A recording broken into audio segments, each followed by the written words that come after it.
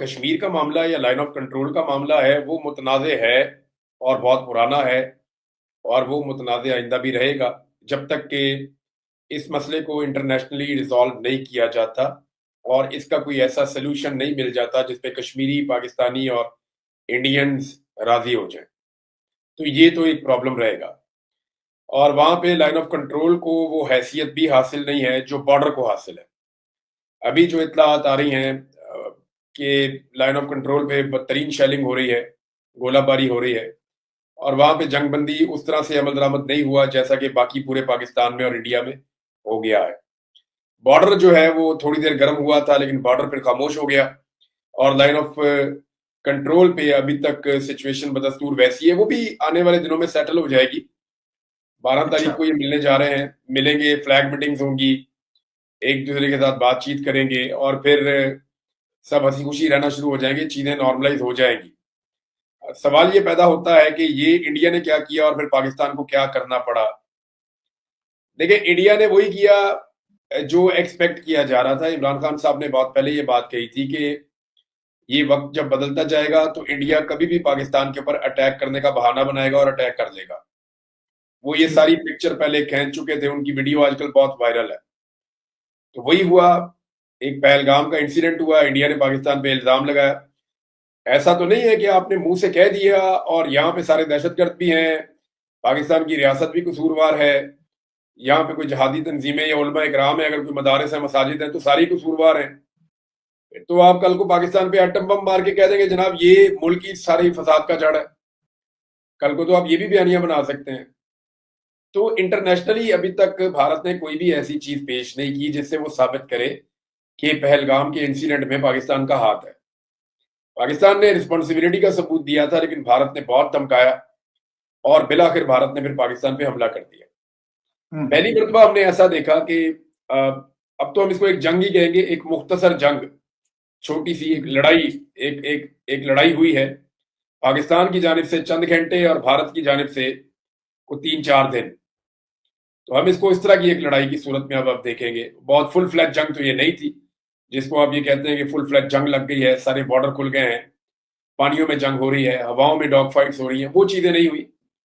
लेकिन इसके बावजूद भारत ने लड़ाई का काफी मजा सीखा है। ठीक। अब वो खून आलूद अपनी नाक लेकर बैठा है और उसका रीजन है ना, जो गुज़िश्ता रात हो रहा था ना पाकिस्तान के साथ, 9 तारीख की रात, वो कुछ ऐसा था कि अगर पाकिस्तान उसका जवाब ना देता तो पाकिस्तान अपनी बहुत बड़ी कुव्वत खो देता। बिल्कुल ऐसे पाकिस्तान ही है। को ये नजर आना शुरू हो गया था कि हमारे जहाज या तो जमीन पे तबाह हो जाएंगे, जिस तरह इंडिया हमारी एयर बेसिस के ऊपर अटैक कर रहा है दीदा दलेरी के साथ, या फिर हमें इनको उड़ा के हवा के अंदर मुकाबला करना चाहिए। भाई अगर नुकसान करवाना है तो खुल के दुश्मन का भी नुकसान करे।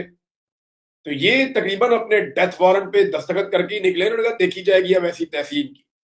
जब आपके एयर बेसिस के ऊपर आके मिसाइल गिर रहे हैं, एयर जी बेसिस के बिल्कुल। ऊपर आके आपके ड्रोन्स गिर रहे हैं, तो जहाज जो होता है ना, इसको हम जंगी जहाज कहते हैं, ये देखने में बड़ी जबरदस्त एक मशीन है, बड़ी बारीक मशीन है, कमाल किस्म की है, इंसान की इजादात में से एक बेहतरीन इजाद है। इसकी रफ्तार, इसकी मूवमेंट, इसकी हथियार ले जाने की सलाहियत, फिर इसको चलाने वाले भी खास लोग होते हैं। तो ये जो जेट फाइटर्स हैं ये बड़े कमाल कमाल मशीन हैं। इंसानों ने जो जी। बेहतरीन मशीन बनाई हैं उनमें से एक अजूबा मशीन है ये। लेकिन जी। आपको बड़ी इंटरेस्टिंग इसके बारे में बात बताता हूँ, जब ये अपने हैंगर में खड़ा होता है ना या जमीन पे खड़ा होता है तो ये नहायत कमजोर होता है, एक दूध पीछे बच्चे की तरह, बहुत कमजोर, छोटा सा, मासूम सा। ना ये किसी को नुकसान पहुंचा सकता है जब तक ये जमीन पे खड़ा है, ना ये किसी को जी। कुछ कह सकता है। तो जो मर्जी आए, इसको आप एक ग्रेनेड से भी मार सकते हैं, आप इसको गोलियां चला के भी आप इसको मार सकते हैं जब ये जमीन पे खड़ा हुआ हो। लेकिन जब ये हवा में बिल्कुल। चला जाता है तो दुनिया का सबसे खतरनाक वेपन ये बन जाता है। अब ये इसको पाकिस्तान को ये डिसाइड करना था 9 तारीख की रात को कि क्या हम अपने तैयारों को बिल्कुल एक मासूम किस्म की सिटिंग डक बना रहने दें। सिटिंग डक कहते हैं ये शिकारियों की जबान में कि बैठी हुई बत्तख, इसको तो जी कोई भी बिल्कुल। आके मार देगा, औरत और बच्चा भी मार देगा। तो ये क्या हम कोशिश यही की अपने सिटिंग डक बना रहने दें या फिर इनको हम दुनिया की जो खतरनाक मशीन है उसमें कन्वर्ट करें।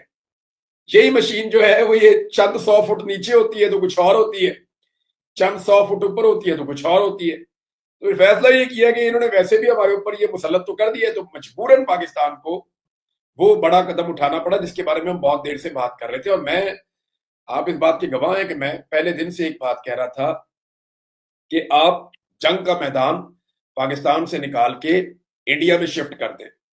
जिस वक्त आप जंग का वेन्यू तब्दील कर देंगे तो जंग की सिचुएशन तब्दील हो जाएगी।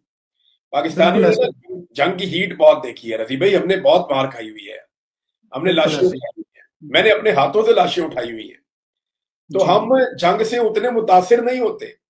वो देखे ना 125 पे लेके भाग गया एक ड्रोन वहां से लड़का, कोई जो है वो मैसेज करके कह रहा है कि यार सरगोदा में लोग हमारा ड्रोन उठा के ले गए, हमने गिराया था, वो हमें वापस करें, हमने देखना वो क्या चीज है।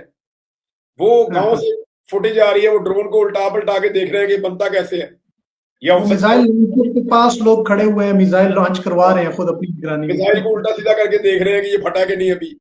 तो एक अजीब किस्म का पाकिस्तान के अंदर जो है वो बेखौफी है जंग को लेकर, क्योंकि हमने 25 साल जंग लड़ी है।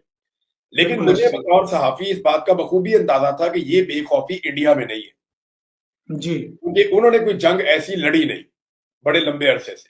मैंने उनके फौजियों को रोते हुए भी देखा हुआ है, उनकी वीडियोज भी देखी हुई है। मुझे आइडिया था कि जिस वक्त आप रिटेलिएट करेंगे और आप वापस पूरा तगड़ा जवाब देंगे तो जब जंग की शिद्दत वो महसूस करेंगे तो फिर वो भागेंगे और वो कहेंगे जंग बंद करो। और आप भी यही चाहते थे। पाकिस्तान इस वक्त जो है वो इकोनॉमी के नुक्ता नजर से इतना मजबूत नहीं है, लिहाजा पाकिस्तान की भी ख्वाहिश थी कि जंग ना हो। लेकिन जंग रोकने का तरीका क्या था? आपके पास दो तरीके थे, या तो दुनिया भारत पे दबाव डाल के रोक लेती, वो हुआ नहीं। अमेरिका ने फाइनली कह दिया दो मुल्कों का मामला बीच में नहीं आते, हमारा कोई लेना देना नहीं है, ये अमेरिका का स्टेटमेंट था। लेकिन फिर उसके बाद ये होता है कि जब आप मारना शुरू करते हैं तो अमेरिका बीच में पड़ता है, और बीच में बढ़ के अमेरिकी प्रेसिडेंट खुद अनाउंस करता है कि जनाब जंगबंदी हो गई है। और पुराने देखिए, शहीद अरशद शरीफ ने भी ये बात की थी। उन्होंने कहा था कि फिदाइया का जो रोल होता है हर लड़ाई में वो सबसे इंपॉर्टेंट रोल होता है। और अब देखें, अब तो फ्यूचर में लड़ाई सारी फिदाइया की है। अभी अजरबैजान और आर्मीनिया की लड़ाई हुई थी, उनके पास कोई, दोनों के पास एयरक्राफ्ट नहीं थे, उनकी फिदाई जंग नहीं हुई, लेकिन अजरबैजान के पास ड्रोन्स आ गए तो उनकी एक फिदाइया बन गई। तो जब उनके पास ड्रोन्स आ गए तुर्की के और इसराइल के, तो उन्होंने फतह कर लिया अपना इलाका, वो काराबाग छुड़वा लिया उन्होंने 2020-21 में। ये बहुत बड़ी कामयाबी थी। ये आखिरी जंग जो फैसला कुन जंग हुई है दुनिया में, वो ये जंग थी जहां पे अपना इलाका छुड़वाया बड़े लंबे अरसे के बाद अजरबैजान ने आर्मीनिया से। तो अब जितनी लड़ाइयां दुनिया में वो एयरफोर्स की लड़ाइयां हैं। ये जो जमीनी लड़ाइयां हैं, ये अब आप अपनी सरहदों की हिफाजत के लिए ये मेंटेन तो करेंगे अपनी अफवाज को। जमीनी फौज आपको तब चाहिए होती है जब आपने किसी खित्ते पे कब्जा करना होता है या कोई इलाका आपने हासिल करना होता है। मार्गों के लिए आपके पास जो बेहतरीन फोर्स होती है वो आपकी एयरफोर्स होती है।